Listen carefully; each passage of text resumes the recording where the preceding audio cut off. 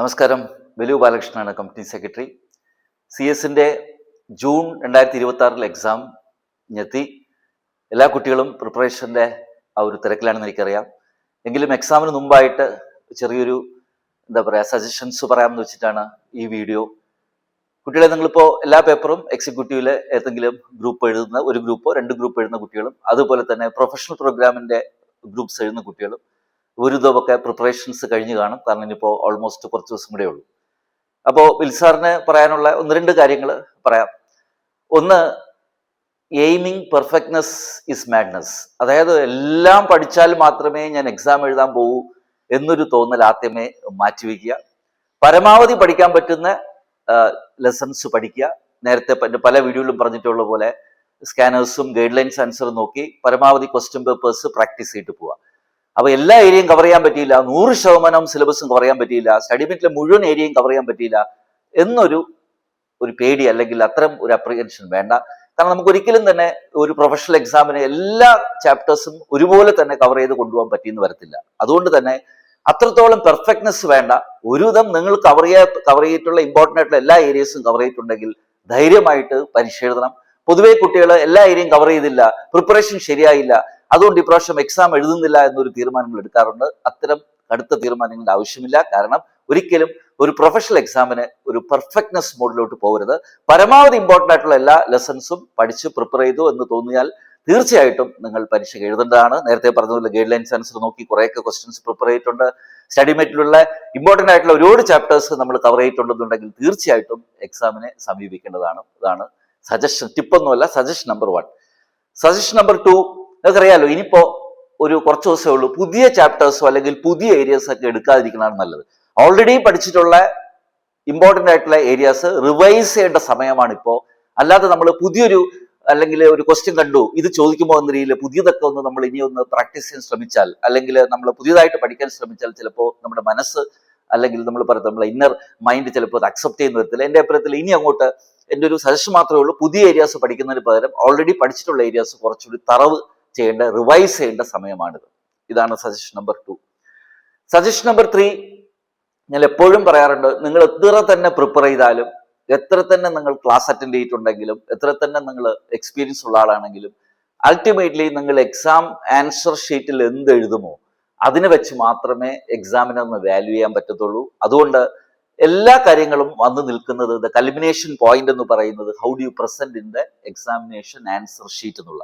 തരുന്ന 3 മണിക്കൂർ എത്രത്തോളം യൂട്ടിലൈസ് ചെയ്യണമെന്നും അത് എത്രത്തോളം നിങ്ങൾ എഴുതി ഫലിപ്പിക്കുന്നു എന്നുള്ളത് ഡിപ്പെൻഡ് ചെയ്തിരിക്കും. എസ്പെഷ്യലി പൊതുവേ ലോ അല്ലെങ്കിൽ തിയറി ഓറിയന്റഡ് ആയിട്ടുള്ള ഒരു കോഴ്സാണല്ലോ CS. അതുകൊണ്ട് തന്നെ ഭൂരിപക്ഷം ഇവാലുവേറ്ററിനെ സംബന്ധിച്ചോളം, എക്സാമിനറിനെ സംബന്ധിച്ചോളം നിങ്ങൾ എന്താണ് പരീക്ഷ പേപ്പറിൽ എഴുതി ഫലിപ്പിച്ചിട്ടുണ്ടെന്നുള്ളത് ഡിപ്പെൻഡ് ചെയ്തിരിക്കും നിങ്ങൾക്ക് കിട്ടുന്ന മാർക്ക്.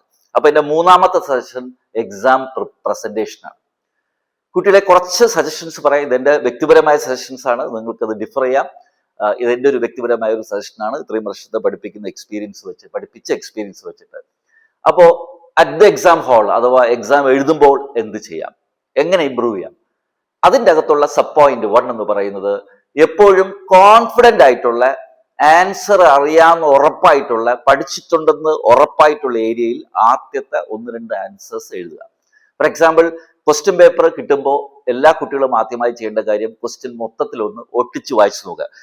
ഡീറ്റെയിൽ ആയിട്ട് വായിക്കാൻ പറ്റത്തില്ലെങ്കിൽ പോലും മൊത്തത്തിലൊന്ന് ഒട്ടിച്ചൊന്ന് വായിച്ചു നോക്കുക. അപ്പൊ നിങ്ങൾക്ക് അപ്പം തന്നെ ഒരു 5-6 മിനിറ്റ് കൊണ്ട് തന്നെ ഏതൊക്കെ ഏരിയയിൽ പഠിച്ച ഏരിയ ഏറ്റവും എളുപ്പമുള്ള റിലവന്റ് ആയിട്ടുള്ള ഏരിയയിൽ വന്നിട്ടുണ്ട്. ഉദാഹരണം പറഞ്ഞാൽ കമ്പനിയിലോ എക്സിക്യൂട്ടീവിലോ ഡിസ്ക്വാളിഫിക്കേഷൻ ഓഫ് ഡയറക്ടർ സെക്ഷൻ 164 ഉരുതപ്പെട്ട കുട്ടികളൊക്കെ നല്ലയിൽ പഠിക്കുന്നില്ല, അതിൽ നിന്ന് ഒരു ക്വസ്റ്റ്യൻ ഉണ്ട്, അത് നല്ലതാണ്, എഴുതാൻ അറിയാം, നമ്മൾ പഠിച്ചതുമാണ്, അത് എഴുതാനും അറിയാമെന്നുണ്ടെങ്കിൽ അത്തരം കോൺഫിഡന്റ് ആയിട്ടുള്ള ഏരിയ എന്ന് വേണം നിങ്ങൾ ആദ്യം ഇനിഷ്യൽ ആൻസർ ഷീറ്റ്സിൽ എഴുതാനായിട്ടുള്ള ക്വസ്റ്റ്യൻസിന്റെ ആൻസർ എഴുതുമ്പോൾ നിങ്ങൾക്ക് അറിയാവുന്നുള്ളതും കോൺഫിഡന്റ് ആയിട്ടുള്ള ആൻസേഴ്സ് ആദ്യം എഴുതുക. ലൈക്ക് 1 പാർട്ട് അല്ലെങ്കിൽ ഫസ്റ്റ് ക്വസ്റ്റ്യൻ എഴുതുക, അല്ലെങ്കിൽ 3rd ക്വസ്റ്റ്യൻ ആദ്യം എഴുതുക.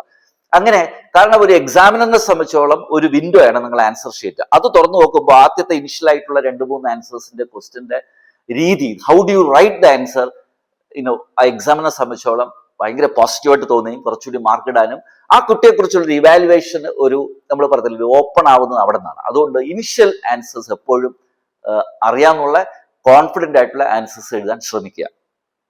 രണ്ടാമത്തെ സജഷൻ എന്ന് പറയുന്നത്, എക്സാം എഴുതുന്നതിൽ രണ്ടാമത്തെ സജഷൻ എന്ന് പറയുന്നത്, പരമാവധി സ്പെല്ലിംഗ് തെറ്റും ഈ സിൻഡാക് എറേഴ്സും ഫോർമാറ്റ് എറേഴ്സും ഒക്കെ കുറയ്ക്കുക. കാരണം ഒരു പ്രൊഫഷണൽ എക്സാമിനാണ് നിങ്ങൾ എഴുതുന്നത്, എക്സിക്യൂട്ടീവ് ആയാലും പ്രൊഫഷണൽ ആയാലും.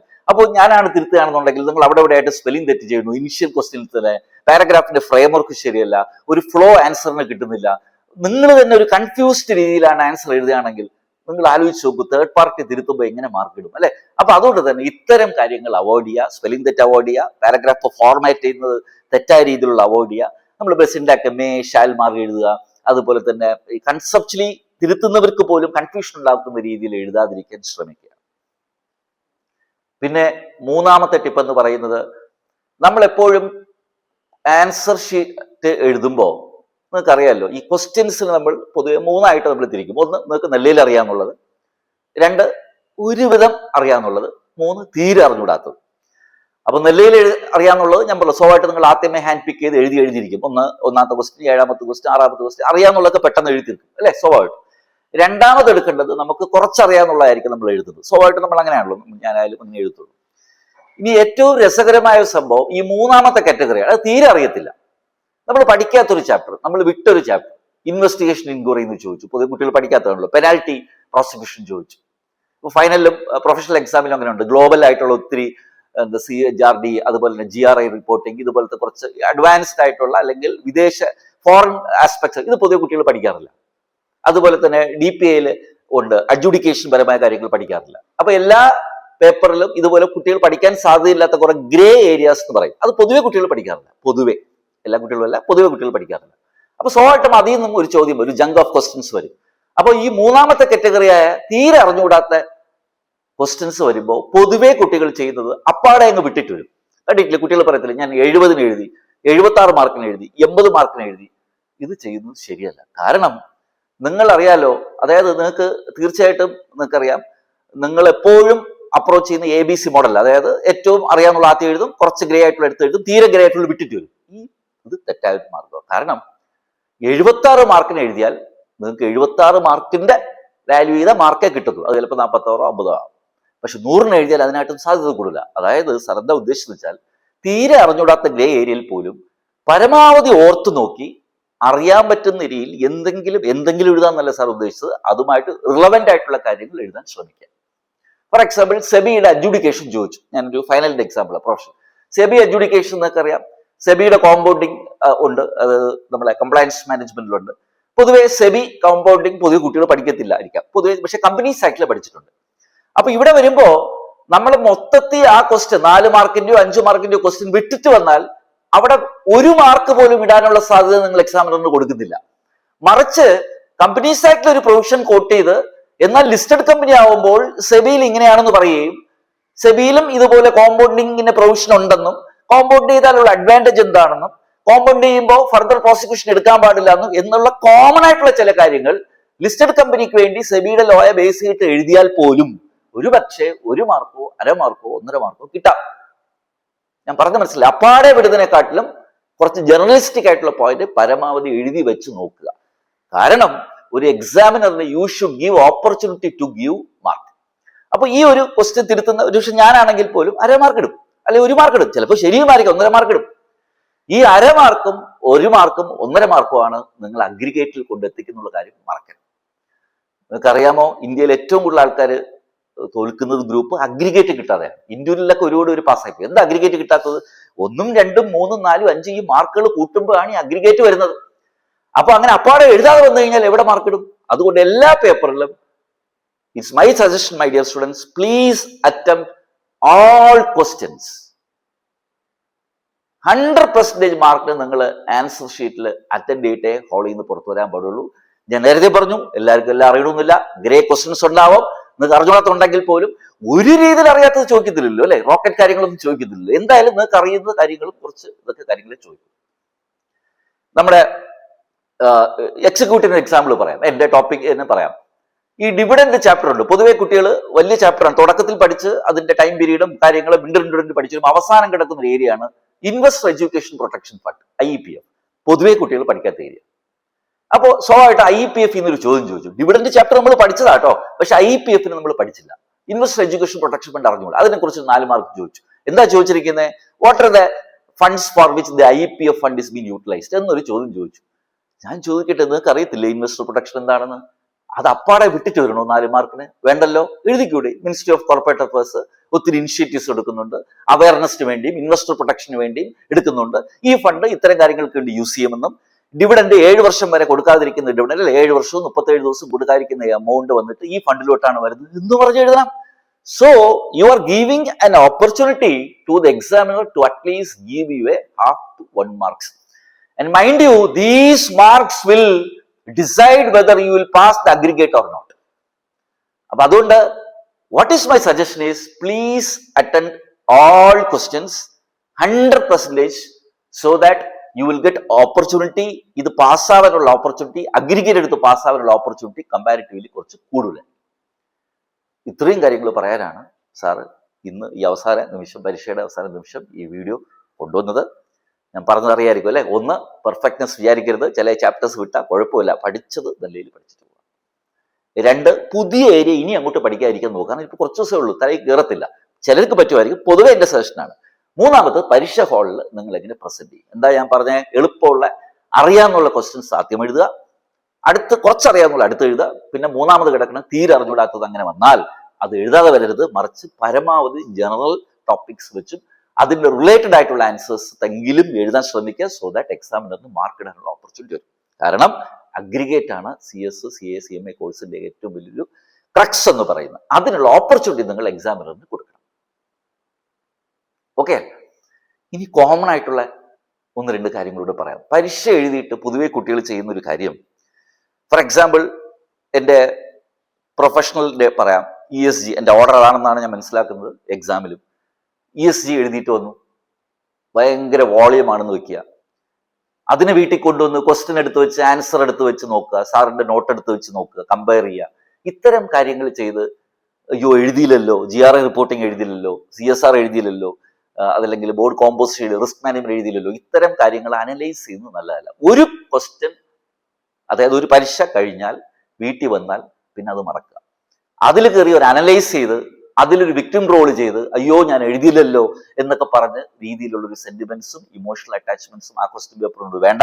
നമ്മളെ ഉദ്ദേശം പരീക്ഷ നിലയിൽ എഴുതി പാസ്സാവുക. ആ പരീക്ഷ കഴിഞ്ഞു, അടുത്ത് DPA ഡ്രാഫ്റ്റിംഗ് പ്ലീഡിംഗ് അപ്പിയറൻസ് തുടങ്ങും. അത് കഴിഞ്ഞാൽ ആ പരീക്ഷ കഴിഞ്ഞു, അതിനുശേഷം കംപ്ലയൻസ് മാനേജ് തുടങ്ങി. ഇങ്ങനെ വേണം പരീക്ഷ അപ്രോച്ച് ചെയ്യാൻ. അല്ലാതെ ഭയങ്കരമായിട്ടുള്ള അനാലിസിസും ഇമോഷണൽ അറ്റാച്ച്മെന്റ് അയ്യോ എഴുതിയില്ല. കാരണം നിങ്ങൾക്ക് ഒരു ചാൻസ് ഉള്ളൂ, ആ പരീക്ഷയിൽ പോയി ഇരുന്ന് 3 മണിക്കൂർ എന്ത് എഴുതാൻ പറ്റുമോ മാക്സിമം എഴുതിയിട്ട് വരിക. അതിനുശേഷം പിന്നെ അതിനെക്കുറിച്ച് പാസിനെ കുറിച്ച് ആലോചിച്ചിട്ട് കാര്യമില്ല, ഒന്നും ചെയ്യാനും പറ്റത്തില്ല. അതിന് പകരം ആ സമയം കൂടെ അടുത്ത പേപ്പറിൽ ഇൻവെസ്റ്റ് ചെയ്യുന്നതാണ് നല്ലത്. So don't analyse. 2ാമത് കുട്ടികൾ ചെയ്യുന്നത്, പൊതുവെ ബാച്ചായിട്ടൊക്കെ പഠിക്കുമ്പോൾ, പൊതുവെ എൻ്റെ കുട്ടികൾക്ക് അങ്ങനെയാണ്, എല്ലാവരും കുറെ റിലേറ്റഡ് ആണ്, അല്ലെങ്കിൽ പലരും അങ്ങനെ ഒരു ബാച്ച് പഠിക്കും. മറ്റുള്ള ബാച്ചിലെ കുട്ടികളെ, കൂടെ ഉള്ള ബാച്ചിലെ കുട്ടികളെ വിളിച്ചിട്ട് അഭിപ്രായങ്ങൾ ചോദിക്കുക, ഇത് എഴുതിയോ ചോദിക്കുക, ഇതിന്റെ ആൻസർ ഇങ്ങനെയാണോ, പ്രാക്ടീസ്. ഇതിന്റെ ഒന്നും ആവശ്യമില്ല, അവരും പഠിക്കട്ടെ, നിങ്ങളും പഠിക്കാം. Don't do inter analysis there. പറഞ്ഞു മനസ്സിലായില്ലേ? 3 ഏറ്റവും ഇമ്പോർട്ടൻ്റ് ആയിട്ടുള്ള കാര്യം നമ്മൾ ഹെൽത്ത് ആണ്. അറിയാമല്ലോ, 3 മണിക്കൂർ 3 പരീക്ഷ അല്ലെങ്കിൽ 4 പരീക്ഷ എഴുതുമ്പോൾ അറൗണ്ട് 18, 6, 7, 8, 10, 12 മണിക്കൂർ പരീക്ഷകളിൽ ഇരുന്ന് എഴുതണം. അപ്പോൾ സ്വാഭാവികമായിട്ടും എല്ലാ കുട്ടികൾക്കും ഉണ്ടാവുന്ന ഒരു ടെൻഷൻ ഉണ്ടാവും, ആൻസൈറ്റി ഉണ്ടാവും, ചെറിയ ഡിപ്രഷൻ എന്താണ് നമ്മൾ പറയും ഡൗൺ ആവുന്നതൊക്കെ ഉണ്ടാവും. അപ്പൊ അതുകൊണ്ട് തന്നെ നമ്മൾ ഫിസിക്കൽ ഹെൽത്ത് വളരെ വളരെ ഇമ്പോർട്ടൻ്റ് ആണ്. വീട്ടുകാരോട്ടൊക്കെ സംസാരിക്കണം, ഫ്രണ്ട്സ്, ഞാൻ പറഞ്ഞില്ല, അതായത് സംസാരിക്കണം. ഒരിക്കലും അതിനൊരു അടഞ്ഞ റൂമിലിരുന്നൊരു ഇത് പാടില്ല. കുറച്ചൊക്കെ റിലാക്സ് ചെയ്യുക, മൈൻഡ് കുറച്ച് കൂളാക്കുക. അപ്പൊ സ്വാഭാവികമായിട്ടും മെമ്മറി പവർ കമ്പാരിറ്റീവ്ലി കൂടും. ഓവർ സ്ട്രെസ്ഡ് ആയി ഓവർ ടെൻഷൻ അടിച്ചാൽ മെമ്മറി പവറും കുറയും, എഴുതുന്ന രീതിയൊക്കെ കമ്പാരിറ്റീവ്ലി പ്രശ്നം വരും. അതുകൊണ്ട് തന്നെ ഫിസിക്കൽ ഹെൽത്തും മെന്റൽ ഹെൽത്തും നല്ല രീതിയിൽ മെയിൻറ്റെയിൻ ചെയ്യാൻ ശ്രമിക്കുക. And lastly, hand writing. ഇത് എനിക്ക് പറയേണ്ട ആവശ്യമില്ലല്ലോ, നമ്മൾ എഴുതി ഫലിപ്പിക്കേണ്ട ആൾക്കാരാണ്. അതുകൊണ്ട് കുട്ടികളെ പരമാവധി നല്ല ഹാൻഡ് റൈറ്റിംഗ് ഒരു ഇൻബിൽട്ട് കാര്യമാണ് അല്ലെ, നമുക്കൊരു പരീക്ഷയ്ക്ക് വേണ്ടി കൊണ്ടുവരാൻ പറ്റും. എങ്കിലും കുറച്ചുകൂടി നീറ്റായിട്ടും ലെജിബിളായിട്ടും എഴുതുക, കുറച്ച് സ്പേസ് വിട്ട് എഴുതുക. ഒരു ക്വസ്റ്റ്യൻ കഴിഞ്ഞാൽ, പ്രത്യേകിച്ച് പാർട്ട് ക്വസ്റ്റ്യൻസ് ആണെങ്കിൽ 1A കഴിഞ്ഞാൽ 1B ഇടയിൽ കുറച്ച് ഗ്യാപ്പ് ഇടുക, കുറച്ചൊക്കെ ഇടുക. പെൻസിലൊക്കെ ഉണ്ടെങ്കിൽ നല്ല ഇടയിലൊരു വരയൊക്കെ ഇട്ട് നീറ്റായിട്ട് പോവുക. എക്സിക്യൂട്ടീവ് കുട്ടികളാണെന്നുണ്ടെങ്കിൽ സെക്ഷന്റെയും കേസ് ലോയുടെയും ഇമ്പോർട്ടന്റ് പോയിന്റ് അടിയിൽ പെൻസിൽ ഇട്ട് ഹൈലൈറ്റ് ചെയ്ത് കൊടുക്കുക. ഇത്തരം കോസ്മെറ്റിക്സ് കൊണ്ട്, ഇത്തരം ബ്യൂട്ടിഫിക്കേഷൻസ് കൊണ്ട് എക്സാമിനറിന് പൊതുവേ നിങ്ങളുടെ ഹാൻഡ് റൈറ്റിങ്ങും നിങ്ങളുടെ പ്രസന്റേഷനും കുറിച്ച് ഇഷ്ടപ്പെടുകയും കുറച്ചുകൂടി മാർക്ക് തരാനുള്ള ഒരു ഹ്യൂമൻ ടെൻഡൻസി ഉണ്ടാവുന്നതാണ് സാർ ഉദ്ദേശിച്ചത്. അപ്പോൾ ഈ പാർട്ടിഷൻ കൊടുക്കുന്നതല്ല, ഓരോ സബ് ക്വസ്റ്റ്യൻ ഇടയിൽ ഒരു ചെറിയൊരു വര വരയ്ക്കുക, ചെറിയൊരു പെൻസിൽ ഇട്ട്, വലിയ ക്വസ്റ്റ്യൻസ് ഓരോ ബൾക്ക് ക്വസ്റ്റ്യൻ കഴിയുമ്പോൾ ഡബിൾ ലൈൻ ഇട്ട് ഡിമാർക്കേറ്റ് ചെയ്യുക. ഇത്തരം കോസ്മെറ്റിക്സ് തീർച്ചയായിട്ടും എക്സാമിൽ കുറച്ചുകൂടി മാർക്ക് ഫെച്ച് ചെയ്യാനും നല്ല ഹാൻഡ് റൈറ്റിംഗിൽ പ്രസന്റ് ചെയ്താൽ കിട്ടാൻ ഉള്ള മാർക്കിനെക്കാട്ട് കുറച്ചുകൂടി മാർക്ക് കിട്ടാനുള്ള സാധ്യത കൂടുതലാണ്. അപ്പോൾ ഇതൊക്കെയാണ് വിൽസാറിന് ഒരു എക്സാം സജഷനായിട്ട് പറയാനുള്ളത്. പിന്നെ നമ്മൾ എപ്പോഴും പറയും, ഒരു ഭാഗ്യം വേണം, ഒരു അനുഗ്രഹം വേണം, തീർച്ചയായിട്ടും പ്രാർത്ഥന വേണം, അധ്യാപകന്മാരുടെ അനുഗ്രഹം വേണം, അമ്മയുടെയും അച്ഛൻ്റെയും ഒക്കെ തീർച്ചയായിട്ടും അനുഗ്രഹം വേണം, സുഹൃത്തുക്കളുടെയൊക്കെ ഒരു വെൽവിഷസ് വേണം. ഇതെല്ലാം ഇതിന്റെ ഭാഗമാണ്. ഒരു പ്രൊഫഷണൽ കോഴ്സ് എന്ന് പറയുന്നത് വളരെ ഇമ്പോർട്ടൻ്റ് ആണ്. എല്ലാവരുടെയും കൂടെ ഒരു സ്നേഹവും എല്ലാവരുടെയും കൂടെ ഒരു ബ്ലെസ്സിങ്ങുമാണ് ഇതിന്റെ ഒരു സക്സസ്. തീർച്ചയായിട്ടും ദൈവാനുഗ്രഹം ഉണ്ടാവും. ഹാർഡ് വർക്ക് തന്നെയാണ് ദൈവാനുഗ്രഹം. നിങ്ങൾക്ക് ഈ സമയത്ത് ഇരുന്ന് പഠിക്കാൻ തോന്നുന്ന തോന്നലാണ് അനുഗ്രഹം, മനസ്സിലല്ലേ? അപ്പൊ അതിലേക്ക് വേണ്ടി ഞാൻ ആശംസിക്കുന്നു. തീർച്ചയായിട്ടും നിങ്ങൾ വിജയിച്ചു വരും. അപ്പോൾ സന്തോഷമായിട്ട് പരീക്ഷ എഴുതുക. എൻ്റെ ആശംസകൾ, എൻ്റെ അനുഗ്രഹങ്ങൾ. മറ്റൊരു വിഷയവുമായിട്ട് വിൽസാർ വീണ്ടും വരാം. Thank you.